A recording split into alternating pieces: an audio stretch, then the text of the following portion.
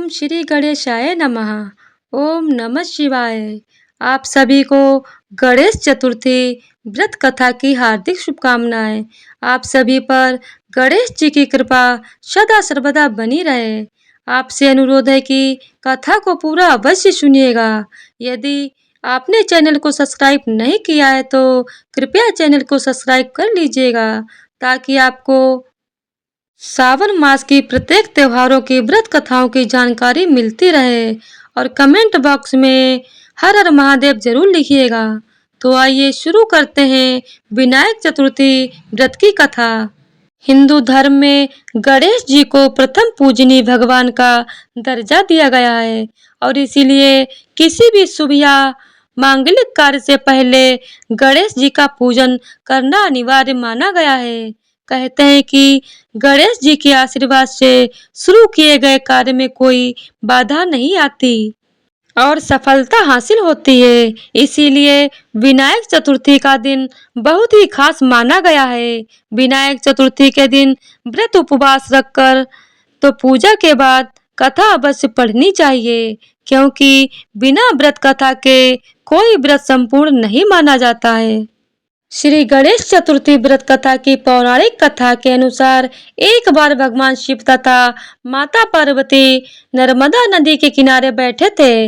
वहां माता पार्वती ने भगवान शिव से समय व्यतीत करने के लिए चौपड़ खेलने को कहा।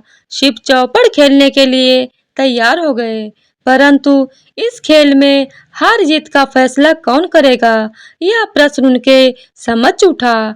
तो भगवान शिव ने कुछ तिनके एकत्रित कर उसका एक पुतला बनाकर उसकी प्राण प्रतिष्ठा कर दी और पुतले से कहा, बेटा हम चौपड़ खेलना चाहते हैं, परंतु हमारी हार जीत का फैसला करने वाला कोई नहीं है। इसीलिए तुम बताना कि हम दोनों में से कौन हारा और कौन जीता। उसके बाद भगवान शिव और माता पार्वती का चौपड़ खेल शुरू हो गया। यह खेल 3 बार खेला गया और संयोग से तीनों बार माता पार्वती ही जीत गईं। खेल समाप्त होने के बाद बालक से हार जीत का फैसला करने के लिए कहा गया, तो उस बालक ने महादेव को विजयी बताया। यह सुनकर माता पार्वती क्रोधित हो गईं और क्रोध में उन्होंने बालक को लंगड़ा होने, कीचड़ में पड़े रहने का श्राप दे दिया। बालक ने माता पार्वती से माफी मांगी और कहा कि यह मुझसे अज्ञानतावश ऐसा हुआ है, मैंने किसी द्वेष भाव में ऐसा नहीं किया है। बालक द्वारा क्षमा मांगने पर माता ने कहा, यहाँ गणेश पूजन के लिए नाग कन्याएं आएंगी, उनके कहे अनुसार तुम गणेश व्रत करो, ऐसा करने से तुम मुझे प्राप्त करोगे।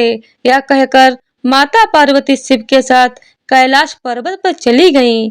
1 वर्ष के बाद उस स्थान पर नाग कन्याएं आईं। तब नाग कन्याओं से श्री गणेश के व्रत की विधि मालूम करने पर उस बालक ने 21 दिन लगातार गणेश जी का व्रत किया। उसकी श्रद्धा से गणेश जी प्रसन्न हुए। उन्होंने बालक को मनवांछित फल मांगने के लिए कहा। उस पर उस बालक ने कहा, हे विनायक, मुझ में इतनी शक्ति दीजिए कि मैं अपने पैरों से चलकर अपने माता पिता के साथ कैलाश पर्वत पर पहुंच सकूं और वे यह देखकर प्रसन्न हों। तब बालक को वरदान देकर श्री गणेश अंतर ध्यान हो गए। इसके बाद वह बालक कैलाश पर्वत पर पहुंच गया और कैलाश पर्वत पर पहुंचने की अपनी कथा उसने भगवान शिव को सुनाई। चौपड़ वाले दिन से माता पार्वती शिव जी से विमुख हो गई थीं, अतः देवी के रुष्ट होने पर भगवान शिव ने भी बालक के बताए अनुसार 21 दिनों तक श्री गणेश का व्रत किया। इस व्रत के प्रभाव से माता पार्वती के मन से भगवान शिव के लिए जो नाराजगी थी वह समाप्त हो गई। तब यह व्रत विधि भगवान शंकर ने माता पार्वती को बताई। यह सुनकर माता पार्वती के मन में भी अपने पुत्र कार्तिकेय से मिलने की इच्छा जागृत हुई। तब माता पार्वती ने भी 21 दिन तक श्री गणेश का व्रत किया तथा दूर्वा फूल और लड्डुओं से गणेश जी का पूजन अर्चन किया। व्रत के 21वें दिन कार्तिकेय स्वयं माता पार्वती जी के से मिलने आ गए। उस दिन से श्री गणेश चतुर्थी का यह व्रत समस्त मनोकामनाओं की पूर्ति करने वाला व्रत माना जाता है। इस व्रत को करने से मनुष्य के सारे कष्ट दूर होकर मनुष्य को समस्त सुख सुविधाएं प्राप्त होती हैं। तो बोलिए ओम श्री गणेशाय नमः। विनायक चतुर्थी की दूसरी कथा।